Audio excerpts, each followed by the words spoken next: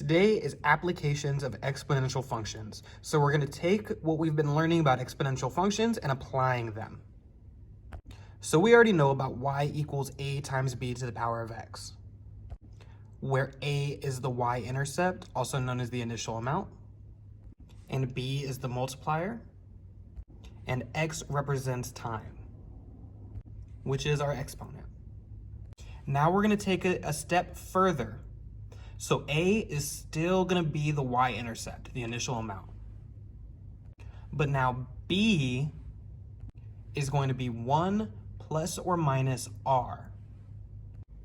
And that's going to be written as a decimal. Some examples might be 1.5, where the number is going to be getting bigger, or 0.2, where we'll see a decrease. So 1.5 would be an example of growth, and 0.2 would be an example of decay. R is going to be the rate, also written as a decimal. So that's what's going to be added or subtracted from 1. We'd make sure to write it as a decimal. So in this example, it would be plus 0.5, whereas over here, it would be minus 0.8. So how do you get from 1 to this? And that's going to be your rate. T is going to continue to be your time. So sometimes it'll tell you it grows this amount every month, or it decreases this amount every year, and that's going to be the unit you use for time.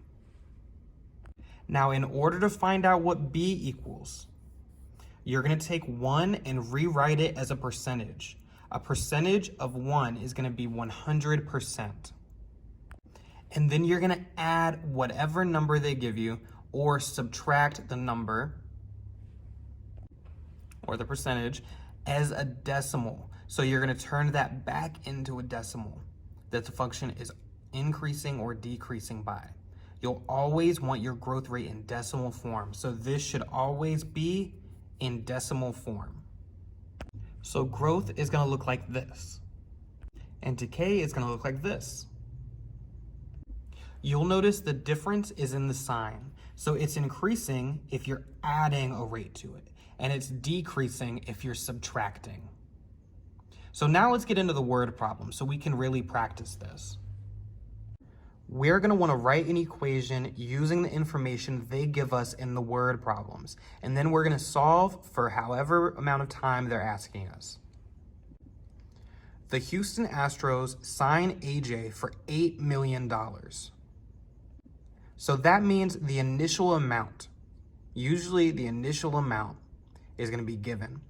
The initial amount in this case is $8 million. And his salary goes up by 3% every year.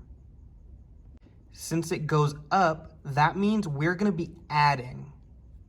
So let's start off by writing that rate as a percentage. So remember, we have 1 plus r. So 1 is going to be 100%.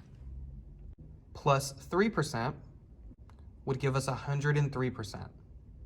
As a decimal, this would be written as 1.03, which is what our b is going to be. So now we can plug everything in. So we have y equals a, which is 8 million, times b, which is our growth decay factor, and t is going to be how many years.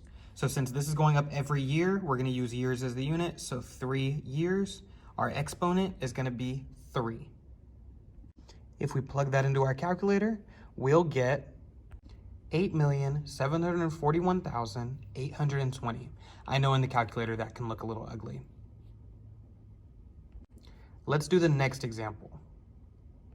A certain stock was worth $42 at the beginning of the day.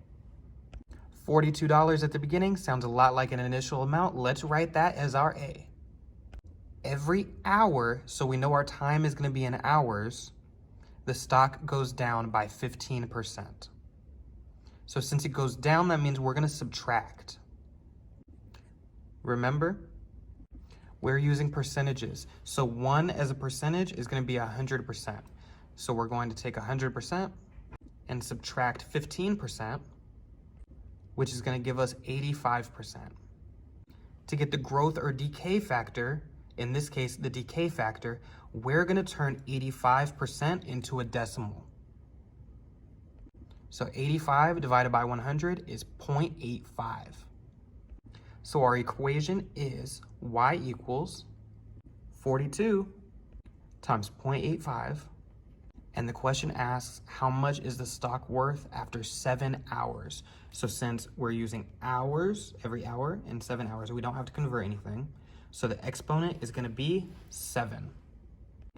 Now we can go ahead and plug that into the calculator. You can use nsolve, or you can just plug in this part right here where it's just numbers.